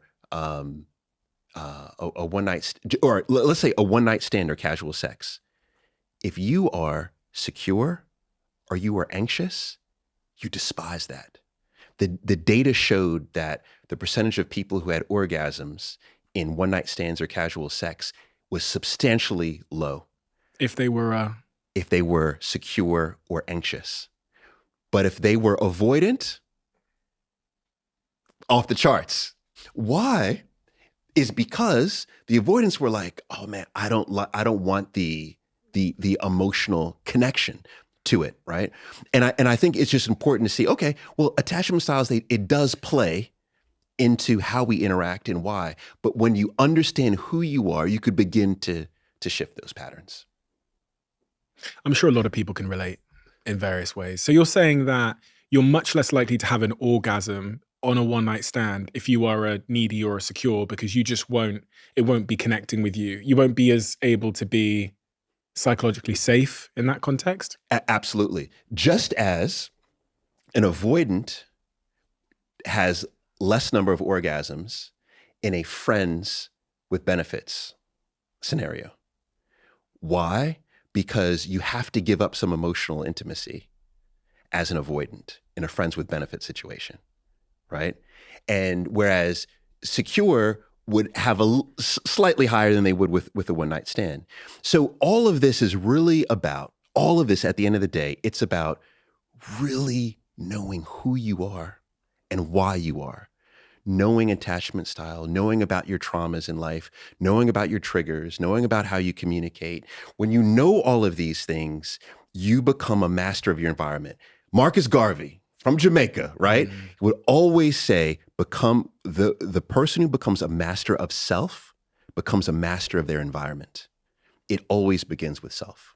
I've got to dig deeper on this point of sex, because it made me ask the question that, does that suggest avoidance in the bedroom will like a different type of sex to anxious? Like an avoidant might prefer a sex that is a little bit less intimate. Right.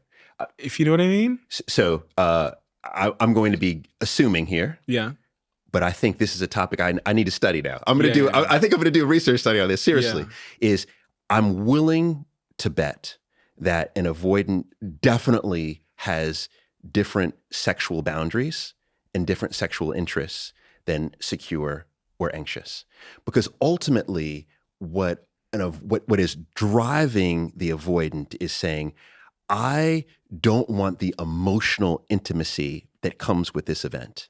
So anything that's driving the emotional intimacy, I prefer not to have it, right? So I would willing to bet avoid. It's like, let's not really talk. We don't need to talk. Is it? Do we need to talk? No, we don't need to talk. We don't about need to anything. kiss. No, that's kissing. No, let's not kiss. Whereas I would willing to bet a secure wants and needs that.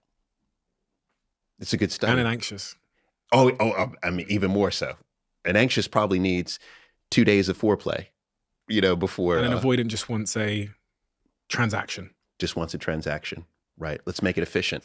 Maybe that's part of the reason, last time we spoke, I was speaking about different sex languages. The way I described it was figuring out that my girlfriend was speaking Spanish and I was speaking like French in the bedroom. And we just needed to find a mutual language, or I speak a little bit of French, she speaks a little bit of Spanish, whatever. This is a metaphor for different types of sort of sexual preference or fantasy or things that turn you on. But maybe that goes to explain why so many couples are struggling in the bedroom, because one of them wants a certain type of sex and the other wants much more emotional sex. Yes. This is such an important topic because I think when you can see your partner through that lens, it's no longer, oh my God, can you believe it? He didn't even want to kiss me. Like he's an asshole. But what it could be is that he is severely avoidant. This is what he learned from his parents, and these are behaviors that can change. So let's work on the behaviors. Like I rarely do we have bad people. Rarely. Yes, there's a whole cohort of the dark tetrad. There are bad people, but most people are good, but simply have bad behaviors. We can work on the behaviors. Or just different behaviors. Or different behaviors. Yeah, yeah. That's true. That's true. Yeah. That's true. Different behaviors. I'm really just pondering this idea of these avoidants, because I'm an avoidant, and none of my fantasies, none of the things that really turn me on involve like talking and like, that like the things that you think of, which are all about like emotional connection and all that stuff. Those aren't the things that I hold as like fantasies, right? Those aren't the things. And I was thinking about how our fantasies are derived from much of our like trauma and our upbringing and our disconnection and our, if you were bullied in school. Yes. I see this a lot, actually. I remember it just my head flashed back to when I was 18 and I met a guy, and one of his fantasies that he was very vocal about was because he was powerless when he was younger. He was powerless in school. Mm-hmm. And so he liked using terminology in the bedroom. I remember him saying this to me, that made him feel empowered. Mm. And I remember thinking, what a fucking weirdo, like at the time. Yeah. Because it seemed a little bit sadistic, what he was saying.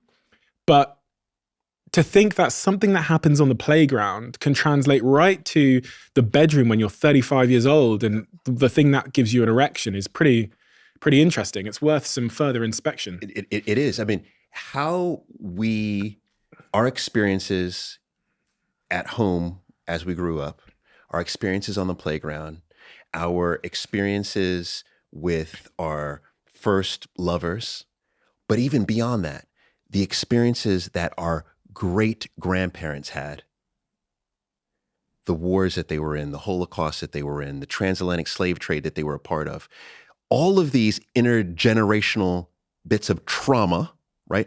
All of these things shape how we show up.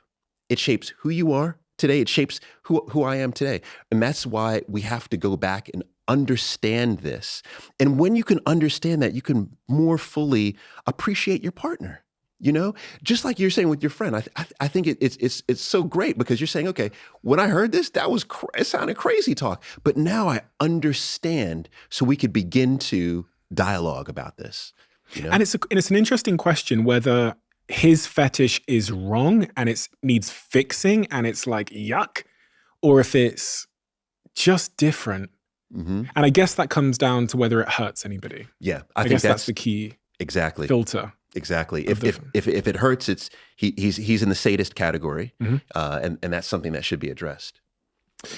Chapter 7 of your book is what to look for in a relationship. Yes. Now, I think this is a really, really important subject because this is often where many people go wrong. And I went wrong for many, many years by having this kind of list of superficial things. We talked earlier about how women are typically, on average, looking for someone that has the same sort of academic level of qualification as them in various studies. And there's multiple websites now where you can go on and input what you're looking for. And these websites tell you what chance you have of finding that. Mm-hmm. And I think much of the purpose of these websites is just to illuminate the fact that, like, it doesn't exist. Yeah. Upstairs before I came downstairs, the reason I was a couple of minutes late is I was sat upstairs with my friend who's upstairs watching now, big fan of yours. And I asked them the questions. I said, can you just tell me what you're looking for in a man? Okay. And there's only 5 questions that one of these websites asks. It says, these are the 5 questions. Okay. Do you want someone who's married or not married? Person upstairs said, not married. Okay. Okay, all good. Right. Check. What race do you want them to be, ideally? And I told them, to be honest with me, they said white. I said, okay. I said, get out. But okay. I said, you're not my friend anymore. Yeah. How dare you? Yeah. So they said, not married and white. And I said, how high? And she mulled and she mulled and she mulled. She was like that. And then she said, ideally, I mean 6'2" or 6'3", but I guess I should say. And then she said 6 foot. So I put in 6'2". Okay. And then I said, and then the 4th question is, obese or not obese? She said, not obese. And I said, what amount of money do you want them to earn? She came out with 150K. Yeah. Right? Sounds about right. In pounds. In pounds. So I converted that to dollars for this website. The last question that I asked was about the age range. Oh, man. Right? Okay. So what age range do you want the person to be? And I believe she said 31 to 45. Wow. Okay. Okay. So that narrows it down further. And then using data from the 2020 Annual Social and Economic Supplement, the ASEC, of the current population survey in the United States done by the Census Bureau of the United States, this gives her a 0.046% chance of finding the person. There you go. How'd she respond? It was like that same sound of it. Fuck. Yeah. But I think that's important because it leads into what we're about to talk about, which is, what should we be caring about? What should we be looking for? Because listen, if we're looking for someone that's, rich, tall, a certain race, a certain waistline, has a certain amount of money in the bank account, and is not married, right? When we're thinking about 30 plus, we're really setting ourselves up for failure in many respects. It's really limiting us to a very small pool of individuals. We are. So what is it that you need? From all of my research, it has come down, 10 years of research on this, is I think there's 5 key characteristics that we need. One is you need a partner who's emotionally fit. That's nowhere on those questions. I guarantee you, she's right now saying, yes, Paul, I need emotionally fit. I think she's going, I need a $250,000. No, I'm going to convince her on this. This emotional fitness is far greater than any amount of money. And here's the reason why. Emotional fit means that you are emotionally stable, you are emotionally intelligent, but let me talk about emotional stability. This is so important, is that in relationships, what I often hear people not mention at all is something called low neuroticism. That's being emotionally stable. Now, what is that? That means that when your partner goes through a high or a low, or you go through a high or a low, you still show up as the same person. Now, why is this important? Because life is filled with ups and downs, constantly. I would say that the moment I knew my wife was the one, that I wanted to marry her, was when my grandfather passed away. It was a crushing blow. I loved him dearly. He passes away. She dropped everything to drive me 8 hours. She went over and beyond to support me. And she never changed. Her behaviors never changed. She was always the same loving person. When she lost her job when we were dating, never changed. It was demoralizing, but she was still kind to me, right? And so to have someone who's emotionally stable, who can go through the lows, still remain themselves, is incredibly important. So you need someone who's emotionally fit. That's one. Second is you need someone who has courageous vision, right? And this speaks to Carol Riff's 6 dimensions of psychological well-being. You want someone who feels like they're on the path to something. Because if you don't feel like you're on the path to something, you are stuck in mediocrity. You are. You don't have any drive to get up in the morning, right? Or there's no assertiveness to how you show up in life. So you need someone that has a vision for themselves in life. So that's very important. Next you need someone who is, I call it resiliently resourceful. Very important. When times are hard, someone who's resiliently resourceful, they could bounce back. Like, yeah, I'm going to be knocked down, because you will be knocked down. See, you must have been knocked down all the time. Countless, right? Mm-hmm. But what do? You get back up and you figure out a way, how do I take all of these pieces that have been cracked and how do I create a beautiful mosaic out of those pieces? That's resilient resourcefulness, incredibly important. Then you need someone who's open-minded, right? Open-minded understanding. Ultimately, what does that mean? That means curiosity. And I say this, curiosity is one of the sexiest traits in the world. Curiosity. Because if you have a partner who's curious, what will they do? They want to know everything about you. They listen. They listen to you and they care about what they're hearing. And that allows you to have strong emotional intimacy. So that's very important. And then last is you need someone who's going to give you compassionate support. Someone who's going to be there for you. When you get knocked down, I'm right here for you. If you have these traits, you have the makings of the strongest partner for you. And that person doesn't have to test highly in all those categories. They just simply need to be on the pathway to realizing those. Because if you have someone who embodies those characteristics, you have someone who could resolve conflict with you. But then what does this say about online dating and dating apps? Because there's no dating app that helps to illuminate emotional fitness, the courageous vision, the resilient resourcefulness, the open-mindedness, the compassionate, supportive focus, and kindness and empathy that you talk about. There's no dating apps that put that front and center. Mm-hmm. I have to make a decision on these dating apps within 0.1 seconds just based on, does their face look like Paul Brunson's? Yeah. Do they have shoulders like Stephen Bartlett? Yeah. But I mean, so it feels like every time I come now, I'm pitching you a dating app. We should do the dating apps. No one would download this dating app though. That's the truth. Yeah. See, this is why I've written this book, right? What I'm saying here is that, is attraction important? Yeah, it's still important. I say that there's 5 fundamentals, but then there's also some dynamics we need. We need to make sure that we're physically attracted to the person. We need to have the same relationship goals. That's important. We need to make sure that, we can resolve conflict together. All of these pieces are important. But what I'm telling you is, without question, these 5 fundamentals are the most important. Now, I believe that as our needs change, the technology will adapt to how our needs change. Think about Gen Z, for example. Gen Z is saying physical attraction is important, but my willingness and desire to be authentic is even more important. So already we're changing. Even on Tinder, we're changing. We're allowing more options for people to disclose more and more about themselves. So I think that the technology will change as we depict our needs to change, as our needs change. In your book, chapter 8, you talk about this, and you said the word earlier, the dark tetrad. Yes, dark tetrad. Narcissists, they exhibit attractive qualities at the beginning of a relationship, right?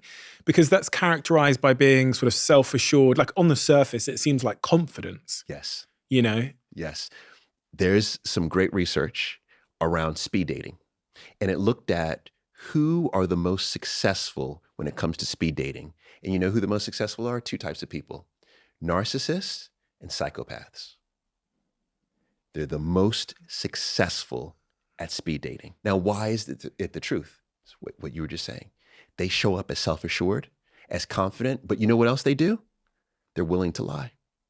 They're willing to tell you anything you want to hear to get what they want, because that's their objective. Their objective is to use you like this cup of water right here. When I'm done drinking this water, the cup is gone. I don't need it anymore. That's how a narcissist or a psychopath shows up. And so that's the reason why they're ultra successful. Is there a certain type of person that's more prone to be attracted to narcissists? Yes. I mean, And psychopaths? Yeah, they're definitely, there's different personality types that enable themselves to anyone in the dark tetrad. But in essence, what it is in essence, it's going to be someone who is not secure, and it's going to be someone who has low self-esteem. Because when you have low self-esteem, you're seeking that validation. You're seeking their confirmation, their affirmation of you. And the more that they distance themselves from you, the more you want their affirmation. They probably see you as an easy target as well. They beam right into you and they destroy your life. They destroy your life. I think that the term narcissism or narcissist is one of the most overused words probably like in modern day dating. Everyone is a narcissist, but everyone is not a narcissist. They're just a bit selfish. Yep. Just a bit selfish, just a bit of an asshole, arrogant, just a little arrogant. People have narcissistic traits, but when you're talking about a clinically diagnosed narcissist, that is an extremely dangerous person. How many people are within this dark tetrad that you talk about? And the dark tetrad is narcissism, psychopathy, Machiavellism, and sadism, right? And sadism, absolutely. So those four make up the dark tetrad. And on average, the estimate is less than 15%. So less than 15% of the population fall within one of those categories. Now, it's important to say that that category, extremely dangerous, to the point where a narcissist, once a narcissist, always a narcissist. And so the question always to me is, well, Paul, I've found out that my partner is a narcissist. What do I do? Well, I say, if you want to remain in a relationship with someone that is going to continually use you and may learn to manage their behavior, but will always see you as an object to use, then stay in the relationship. But otherwise, you have to leave. One of my friends is one of the top experts on narcissism in the world. And when I sit down, I always say, are you sure you can't change if you're a narcissist? Like, I just met he's a great guy. Like, she without question, you cannot. And she works with narcissists and tells me how she's able to teach them how to just manage what it is that they do. But if you are someone and your partner is, and I'm not talking about they have narcissistic traits, arrogant, et cetera. I'm talking about they've been clinically diagnosed as a narcissist. You are in for an extremely, extremely hard life with them. How do you spot a narcissist?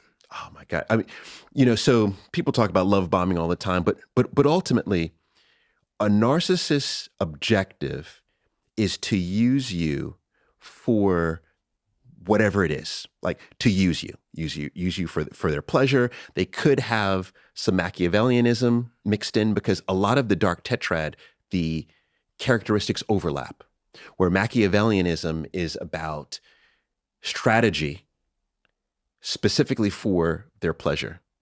So the key is to look at their behavior and to look at their behavior over a long period of time. And this is where it gets fatiguing, but important. So the studies show that when you are in a committed relationship, committed for 2 years on average, and then you get married, the divorce rate is substantially lower, right? We found that the divorce rate is 22%. Now, why is that? It's because you've had the opportunity to see your partner in the ups and downs, in the highs and lows, right? To see if they have low neuroticism, can they bounce back? To see, are they using you for whatever their purposes are? The challenge is a lot of us see the behavior and decide to stay. You know why we decide to stay? Because of that list that he makes over 100,000. He's over 6 feet. He's this, he's that. He checks these boxes that mean nothing to my happiness, truly means nothing to your happiness. It means something to the validation that you're getting from the public, but to your actual well-being, it's insignificant. It's nothing. But they check those boxes, so therefore, I'm going to stay. And you're going to stay, and this is what you're going to get when you stay. You're going to live under duress. You're going to feel lonely. You're going to feel isolated. Your cortisol levels are going to go up. You're going to get inflammation. You're more susceptible to disease. You're going to die early. You are going to be miserable. Why? It's interesting when you're talking about understanding their relationship history, because a narcissist wouldn't tell you. But then it got me thinking about this idea of like cheating and infidelity and betrayal in previous relationships. And I wanted to ask you this random question, which is, if you find out your partner has previously cheated in other relationships, is that a red flag? I mean, I don't necessarily ascribe to red, hard, fast, like, because I believe that behavior can change. So is anything a red flag other than this dark tetrad? No. Nothing's a red flag. There's no such thing. I think the dark tetrad is the red flag, and no effort is the red flag. If criminal history at all, this is interesting. I have plenty of family members who have been incarcerated and who are some of the best people in the world. I've met a lot of them, actually. Yeah, met a lot of incarcerated people that are morally better, more sound than anybody I know. Than anybody I know. I would trust them with my with my child. I think no effort is a red flag. When you have a partner who says, "Nah, that therapy, I'm not going to do that." What? Watch a video on active listening? I'm not going to do that. What you're talking about? We need to do a trust exercise? No, I'm not. That is a red flag. The dark tetrad, those are red flags. I can't think of any others. I had a really random question I wanted to ask you as well, which is, if you don't want to do something in a relationship, it kind of leads to what you were just saying there.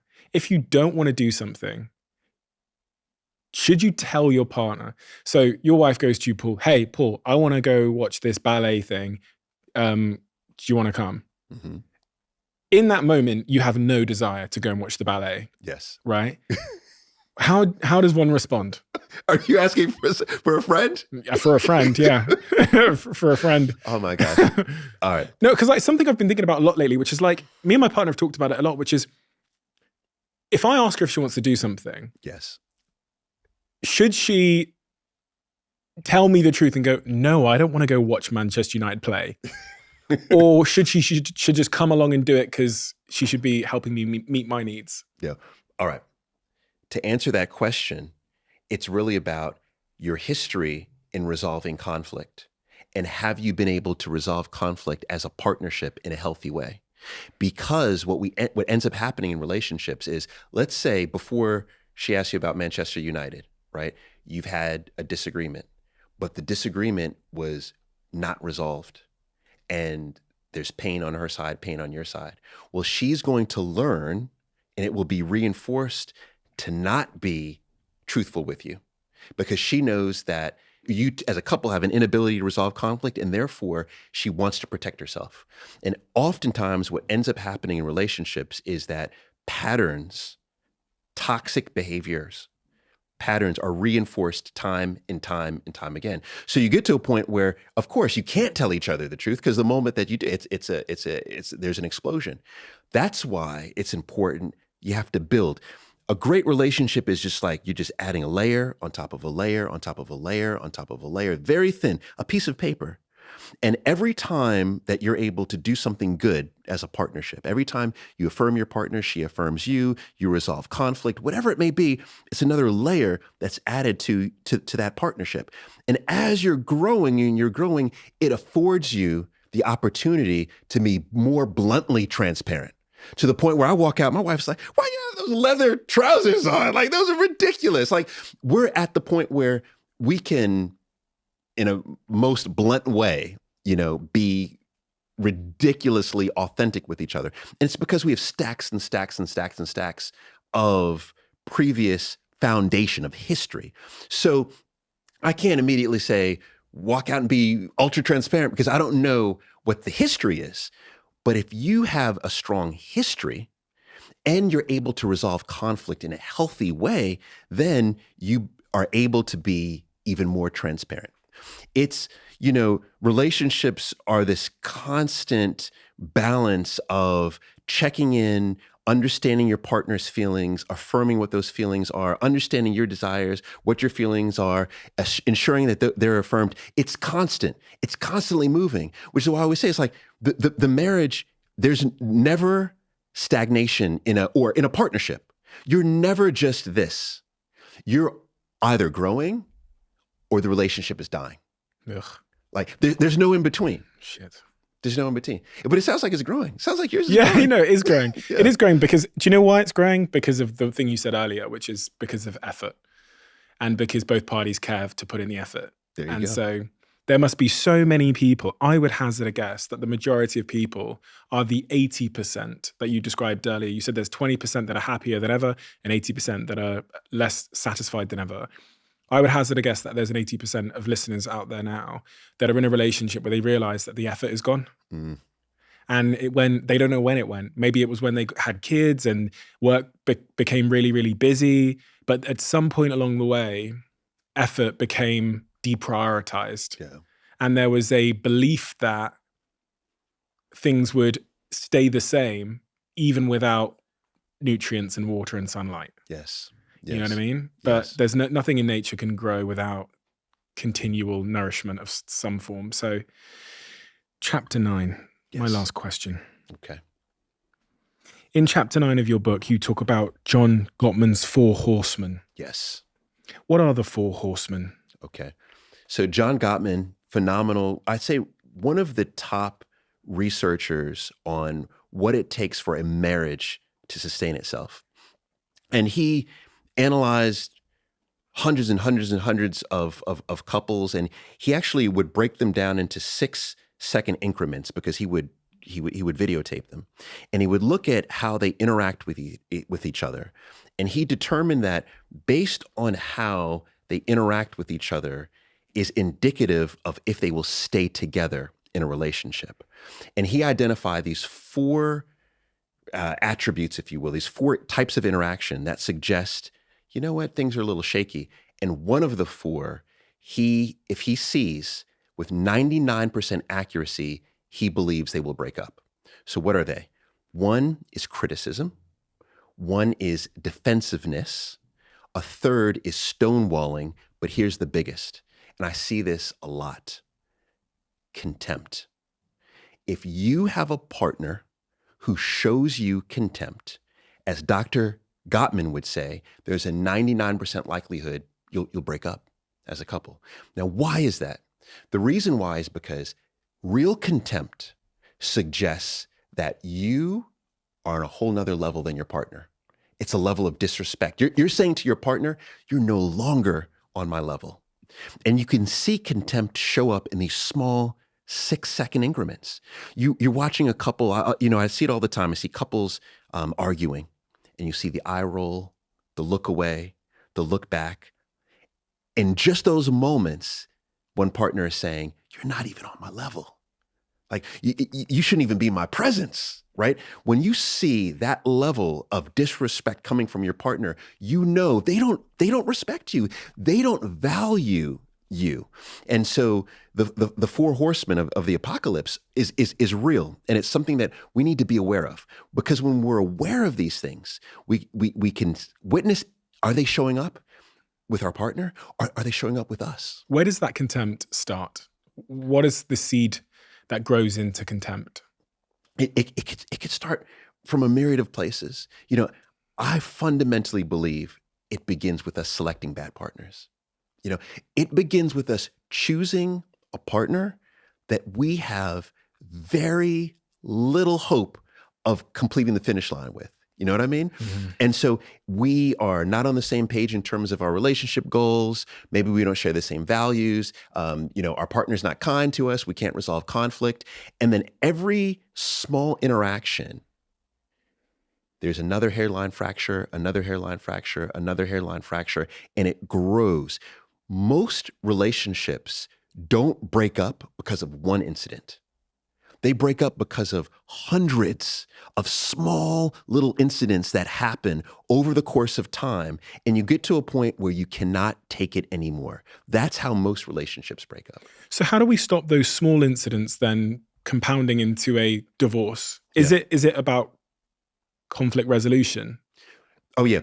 The top reason why most researchers will say that we break up or we divorce is they'll point to finance, or they'll say infidelity, but really what it is to me, what I believe it is it's our inability to resolve the conflict about those topics. So conflict resolution becomes one of the key drivers towards a highly satisfied relationship. But it begins before that. It begins with us reflecting on us, doing the woo-woo work, and saying, am I happy? Like when I wake up, do I wake up with a smile on my face? When I go to sleep, like, am I content? Am I happy with where I am at life? Do I feel like, I'm not where I want to be, but do I feel like I'm on the pathway? If you're answering yes to those things, you are in a place of satisfaction, which means that your light is on, which means that I guarantee you the people in your life, their light is on. You're meeting more people. You're interacting with greater people. You have a greater ability to meet new people, meet people who share those same desires, and their light is on as well. If your light is not on and you're checking boxes, then you're most likely going to meet someone and their light won't be on, but they're checking boxes. So you're already starting in a place where your relationship is doomed to fail. Sheryl Sandberg, 2014, her book, Lean In. When she wrote that book, it blew me away because she said, who you choose as a partner is the most important career decision you could make. Then a couple years later, Warren Buffett comes out in his documentary and he says, who you choose as a partner is the most important decision you could make. And when I heard that, I thought to myself, wow, this is interesting, because I was seated in finance and I thought it was about my network and education and but really, as I began to look at the people who were the most satisfied in my life, it was always the people who had the strongest intimate relationships. Paul, we have a closing tradition on this podcast where the last guest leaves a question for the next guest. The question left for you is, what things are you doing that are contributing to keeping you stuck or stopping you from progressing in the way that you would like? Oh, wow. I still fight with feeling that I feel like I'm the underdog all the time. And I think there's so many things that I overanalyze that I shouldn't be. But I'll give you an example, and this is real, and I know people can empathize with this. Is sometimes I'll talk to someone, and I'll say, are you responding to me that way because I'm a black man? Is that why? Are you responding to me that way because I'm American? Are you responding to me that way because I'm whatever? You see me on television? Like, I'm always second guessing what I'm hearing. And I think it's because I view myself as this underdog, maybe not worthy, not enough, that I am overanalyzing. The positive is that it gives me extra drive, an extra assert, an extra, I'm going to go kill it because of that. But the downside is that I think I'm creating barriers and roadblocks. And maybe they're just asking me the question because they're curious, Maybe they're genuinely interested, and that's the reason why the question is being asked. Like, maybe I'm adding too much to what it is. I'm overthinking it. But I think all of this is holding me back. I would like to be able to just more so free flow with life and not think of it as chess. I think of it as chess, and I want to think of it less as chess. Chess is exhausting. Yeah. Checkers is so much easier. Paul, thank you. You've written a unbelievably great book. and the accessibility of this book, the timeliness of this book, and the wisdom that is poured into all of these pages, both qualitative and quantitative research over, the amount of incredible people that I know of, that I dream of having on this podcast one day, that you've cited in your work in this book, is phenomenal. And at the very end of the book, you have some actionable elements with this wonderful long-term relationship satisfaction scale, which means that you can turn all the wisdom that you've heard on this podcast today, but also all the wisdom in these pages, into something actionable. And this book is really actionable. That's one of the amazing things about it. You learn, and you go right back through the research and the history of humans and technology and Match.com and all of those amazing things, but you're left with actionable advice on how to make changes in your life, and key takeaways, as we see at the end of the chapters. What a wonderful, timely book. What an important one, because as often is said, the quality of our lives can be determined by the quality of our relationships. And this is exactly what this book endeavors to do, and does so well. Yes. So thank you, Paul, for gracing our show once again. It's always an honor. I could speak to you for fucking hours. Thank you. So we're going to have to do this again sometime. But I deeply appreciate it. It is an honor to be here, and love the conversation. Thank you.